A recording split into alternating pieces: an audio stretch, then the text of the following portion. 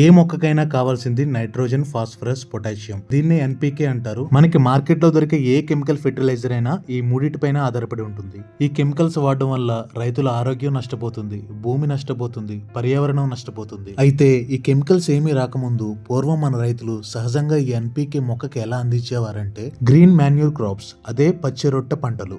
కట్టెలు, జీలుగులు, పిల్లి పెసర, వెంపల, జనుము కూడా పచ్చి రొట్టె ఎరువులు కింద వస్తాయి. మీది తోట అయినా వరి భూమి అయినా ఈ పచ్చి రొట్టె పంటలు పండించుకోవచ్చు.